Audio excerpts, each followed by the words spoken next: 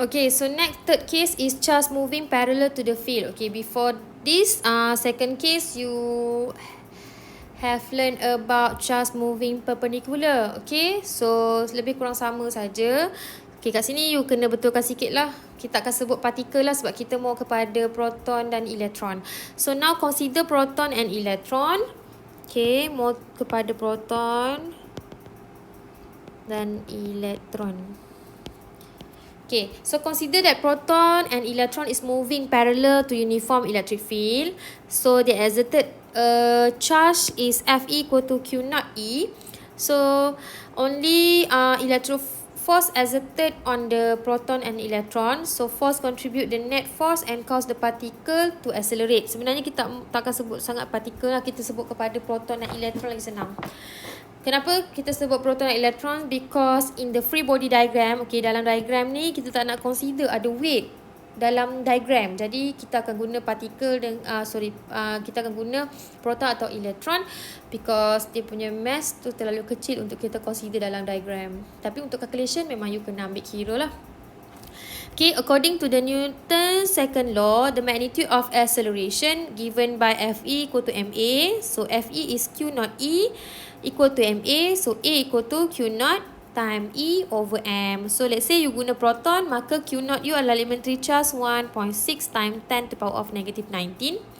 And then mass you kena guna mass proton lah. Kalau di consider electron, mass you kena guna mass of electron.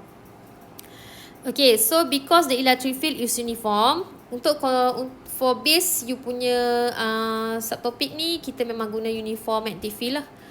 Okay, uniform electric field. So nilai A akan constant.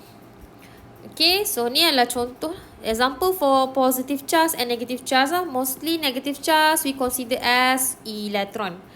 Okay, so the electron force of the negative charge in the same direction to its motion. So the positive charge accelerate along the straight line. So maksudnya consideration dia nature lah. Kalau kita kata dia nak accelerate, mestilah dia for example, kalau negative charge, kan charge negatif. If let's say dia nak accelerate, dia mesti akan accelerate towards nature lah, positive charge. So kalau contohlah motion dia tu ke belakang, okay, dia akan mengalami decelerate lah.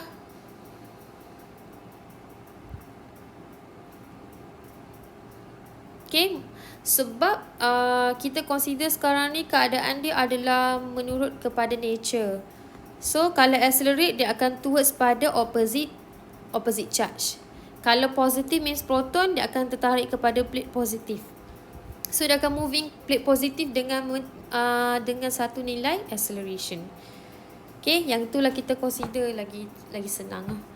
Alright, so next, last case. Fourth case,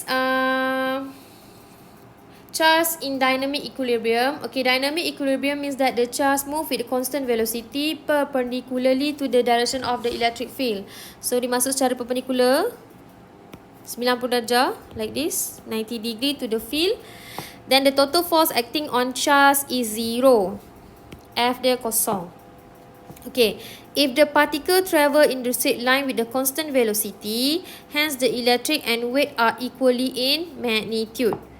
Okay, sebenarnya kita boleh consider ada lagi dua. Okay, tak apa, yang ini dulu.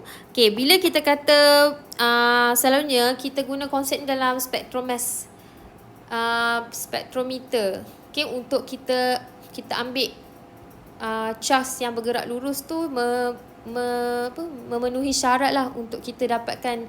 Maksudnya kita nak tapis charge, kita nak memenuhi syarat, selalu kita akan guna konsep ni lah. Dalam mass spectrometer ada benda ni. Okay, so kita panggil macam velocity selector gitu. Okay, so tak apa, yang tu you akan belajar dalam magnetic field nanti. Okay, just nak tunjuk lah. If the particle travel in the straight line with the constant velocity, so dia punya nilai F dengan E tu akan sama, sebab tu charge ni akan bergerak lurus. Okay, so kat sini dia akan bagi tahulah kalau Fe sama dengan W, then the motion of the particle travel are in straight line. Okay, sebab nilai Fe sama dengan weight. Jadi dia tak akan pergi kepada plate positif atau plate negatif. So dia akan moving, dia sampailah habis. Okay, tapi kalau dekat C dia kata only particle with this constant speed can pass through without being deflected by the field. Maksudnya kalau constant speed sahaja yang boleh lalu tanpa deflect. Okay, so let's say if Fe is less than W, what will happen to the particle move along the path? So, if let's say Fe is less than W, based on this diagram, you can see that Fe is lower, weight is more, so dia akan deflect ke bawah. Okay, so parabolic path towards the lower plate. Okay, in case lah kalau dia punya Fe is less than W. If let's say Fe is more than W, so dia akan deflect to upper plate. So we consider as the nature. Okay, kalau nak gerak lurus, then mesti Fe akan sama nilai dengan W.